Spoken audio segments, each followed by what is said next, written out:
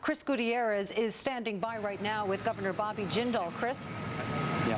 Hi, Patty Ann. Bobby Jindal here, Governor of Louisiana, here to kind of update us on what's going on. Let's set the scene for the folks across the country. We are outside a bus terminal here in downtown New Orleans, kind of the epicenter of what's going on. Tell us what's going on right here. Right here, you've got the early evacuation, the voluntary evacuation for the city of New Orleans. Literally have city buses bringing folks from all over the city here. These are people who don't have their own means of transportation. They call literally 311. They let the city know they need help. They'll get picked up. If they're homebound, they can even get picked up at their home. They're brought here, otherwise they're picked up at the corner. They're brought here. Literally, they're being loaded on Amtrak trains. They'll be going to Memphis, Tennessee. They're also being loaded on, we've got hundreds of buses. We've got privately contracted buses with the state. We've got hundreds of school buses we've brought in from all over the state. We've got buses, hundreds of buses that will take them to shelters, will take them out of New Orleans, take them out of harm's way, take them to Red Cross shelters all over Louisiana. We have 68,000 spaces here, and then also in neighboring states as well. In addition, we're also taking people by bus from this train center. We're taking them to the airport.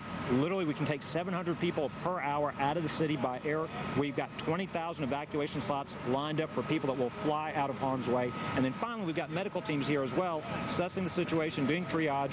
We've got special needs patients. We've got people that show up with special medical needs. They're being taken to what's called the PMAC. It's a center in Baton Rouge. They'll get medical care there. We've got medical shelters, 2,000, now 500. We've added 500 new beds, 2,500 beds in the state, in the central northern part of the state, where folks can be evacuated to as well.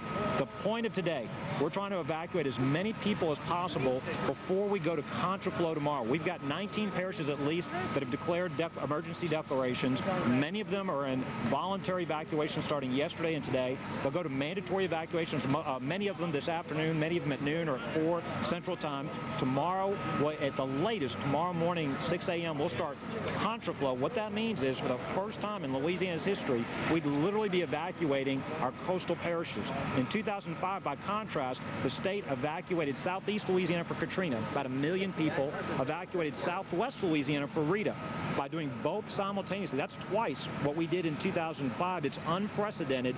What that literally means is we'll turn the interstates into one-way exit avenues to get people as quickly as possible. We'll have 900 state police, National Guard securing the exits, helping direct traffic, providing fuel. We'll make sure that people don't break down along the way. So what you're seeing today is a rapid mobilization to get our folks out of harm's way. We didn't see this 3 years ago before the storm. We're seeing it before the storm this go round. We have, 30,000 plus people looking to leave today.